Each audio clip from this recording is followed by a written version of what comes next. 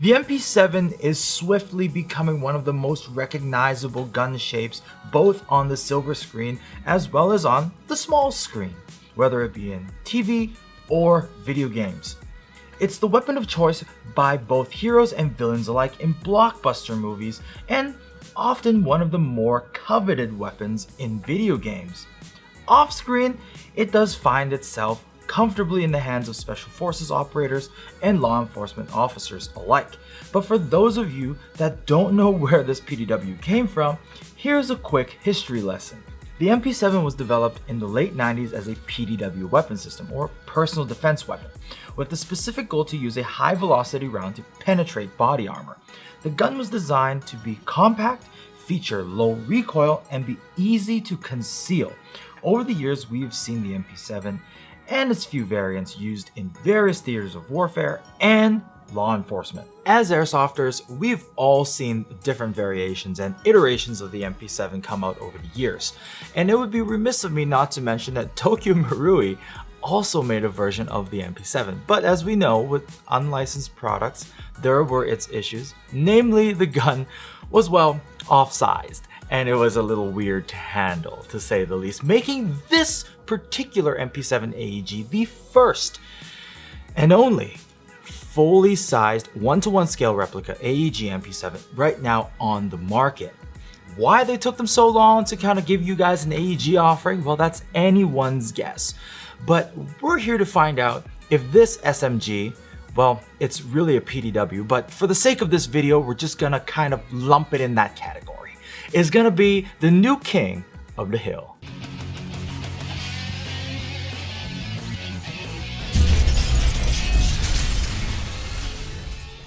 Gas-powered MP7s have been available for some time, and while they're incredibly fun to shoot, the downside for taking it to games is you need to buy a lot of expensive magazines. Gas magazines are also heavier, adding potential unnecessary weight to your loadout. For those of you living in cooler temperatures, there's another problem.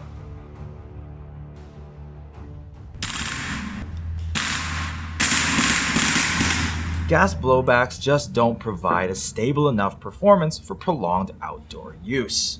Which is why an MP7 AEG has been much awaited. AEG gearboxes also feature more tuning options, but it still remains to be seen whether aftermarket part manufacturers will rush to make upgrades for this slightly proprietary gearbox from VFC. As I previously mentioned, this AEG version is a 1:1 scale replica of the real gun, and being fully licensed, it's also going to come with all the corresponding trades and markings as the real one as well. And to go one step further, I kept the gas blowback version just so we can compare the two and show you guys what you're going to be getting. Come a little closer and let's dive right into it. I'm pretty sure that if you first glance at these two guns, you will not be able to tell apart which is the AEG and which is the GBBR. So if you take a look now, and for this video, I'll explain it to you. This is the AEG and this is the GBBR. They look just identical because they use the same high quality polymer on this gun as well as this one, and both feel incredibly solid. But when you pick it up, it immediately becomes apparent that the gas blowback version, as you can see, is heavier than the AEG version. So that's another telltale sign. Which one is the gas gun? Which one is the electric gun? Given that both the AEG and GBB versions are officially licensed, they aim to replicate the real thing. External appearances and controls are completely identical. You can pick up this AEG version, pull back the charging handle, and actually reveals the hop-up adjustment wheel. And if you want to send the bolt back forward, you use the bolt release, just like what you would expect on the gas blowback version. While we're on the topic of controls, the fire selector switch on this AEG version feels a little stiffer than what you would find on the gas blowback version. Though the AEG fire selector switch clicks into place nicely. Was it intentionally made like that? will it loosen up over time, good or bad? I guess I'll leave that up to you guys to decide. Another thing I like about the MP7 AEG is that it shares some accessories with the gas blowback version, namely the Picatinny rail and that really beefy looking suppressor. Now, just to let you guys in on something, there are several different versions of that particular suppressor available, and you have to look for the one that has AEG written in the product description. But don't worry, our online store got you covered.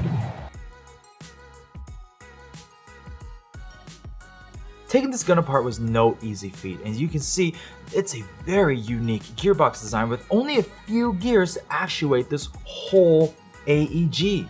There's a lot packed into this small package, and let's start by me saying that this is no AEP. There is a full gearbox with gears that run on 8mm bearings.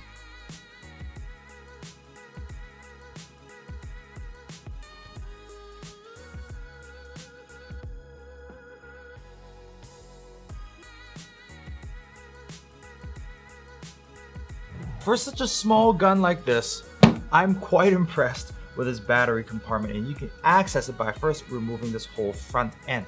It's really easy, just gotta pull, and there you go. That's how you remove it.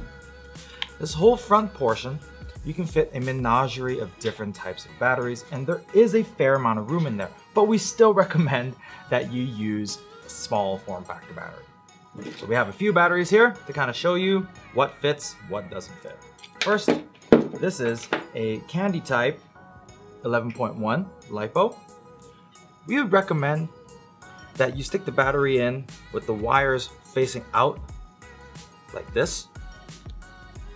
Can this fit? And it does fit. So you connect your batteries here and push it all the way in for easier cable management. So we know at least the 11.1 candy type fits. Next is a 7.4, smaller candy type. And this fits even better. So this fits as well. Now this is a stick type 11.1 battery.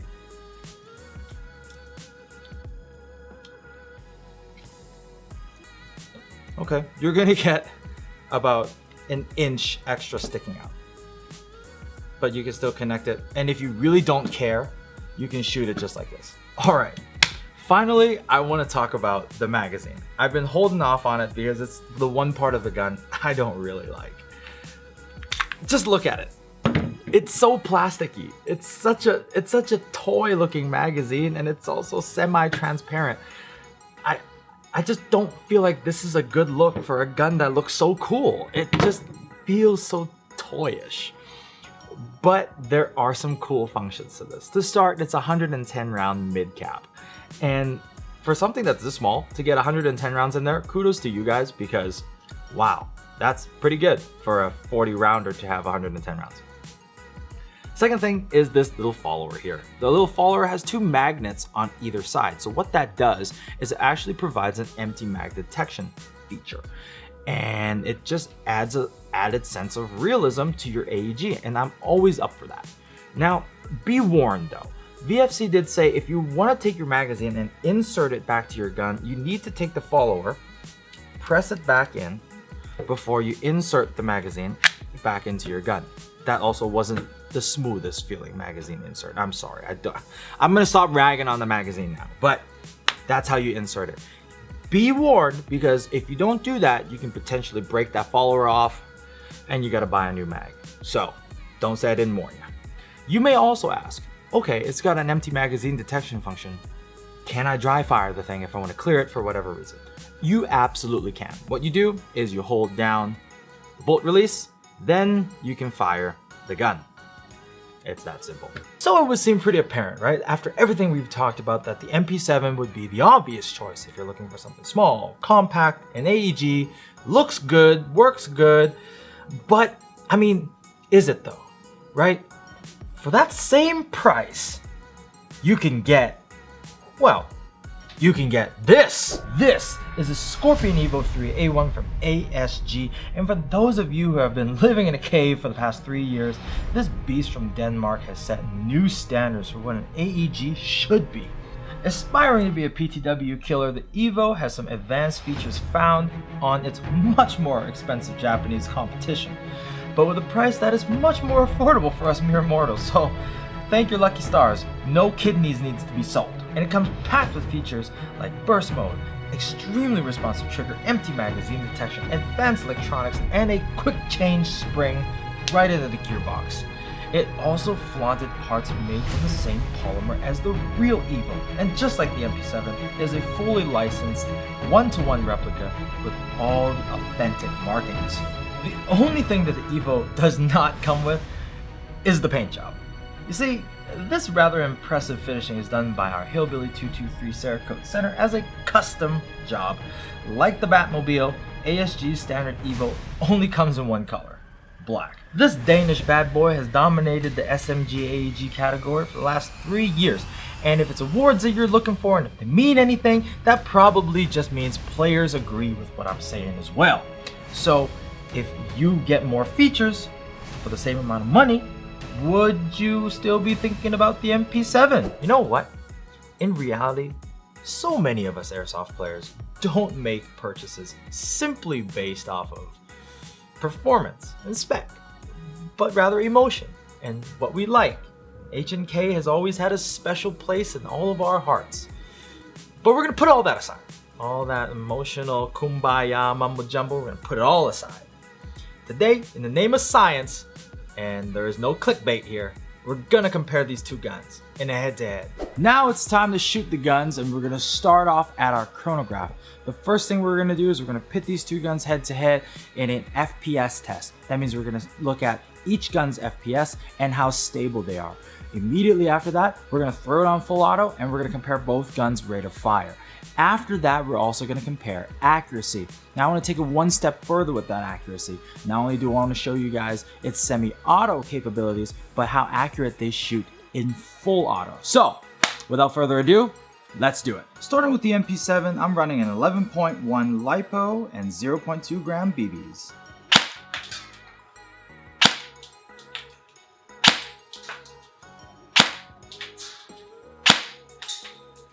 Now it's time for the Scorpion Evo. I'm also using an 11.1 LiPo and 0.2 gram BBs.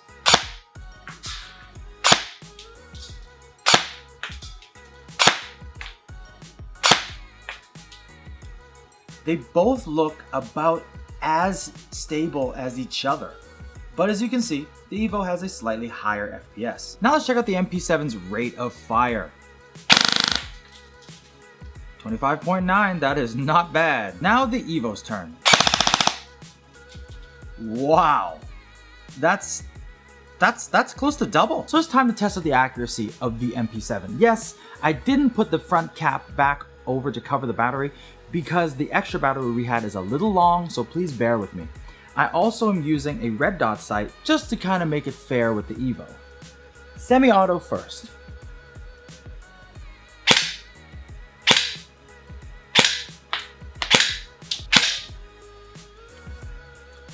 I don't know what I was thinking when I thought this was gonna give me some kind of pistol feeling to it, this trigger. But to be honest, it's very snappy.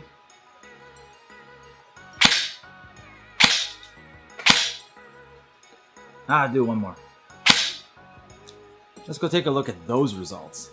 This group is pretty outstanding. Yes, we are a little close to the target, but look at how many pretty much hit the same spot. That's pretty good. And the trigger feeling, I really have to talk about it. It's very responsive. That didn't feel like there was any lag whatsoever. And it felt nice for an AEG trigger. Now it's time for full auto. And you know what? I'm just gonna shoot until this thing doesn't shoot anymore.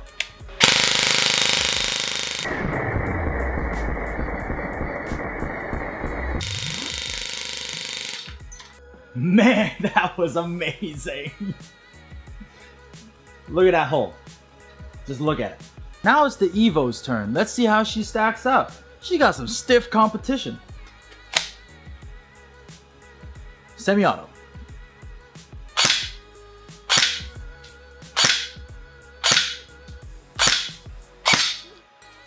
You would be hard-pressed to not deny that this gun is possibly one of the best AEGs you can get your hands on.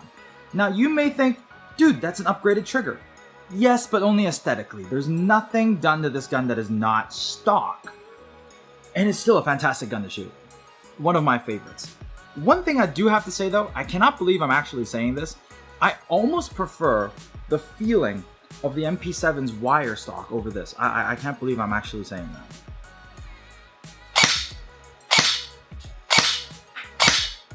I'll give it one more. Let's go take a look at those results. There. I don't know what else we could have expected from such a gun. That speaks for itself, but at the same time, this grouping also speaks volumes to the MP7. The MP7 is keeping up in every category here. Now it's full auto time, but because this gun also features a burst function, I'm gonna take maybe 2 of those at the target before I throw her on full auto.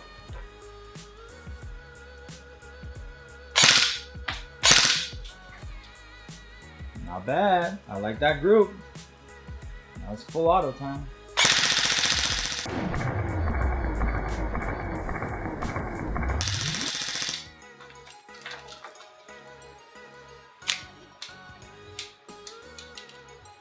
Oh yeah. That, to be honest, looks about the same as the MP7. Just go take a look at that. That was interesting. If you guys want to check out more on the Scorpion Evo or the gas blowback version of the MP7, you can click on the card above, or you can find all those links in the description below.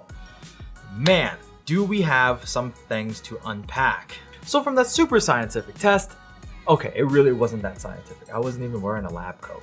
But still, we really hope what we just showed you guys helped clear up a few myths floating out there on the internet. Especially when both of these guns are so similar in price, how could you not want to compare these two guns together? At the end of the day, you want to get an MP7 because you want to get an MP7. You want to get it because it's H&K.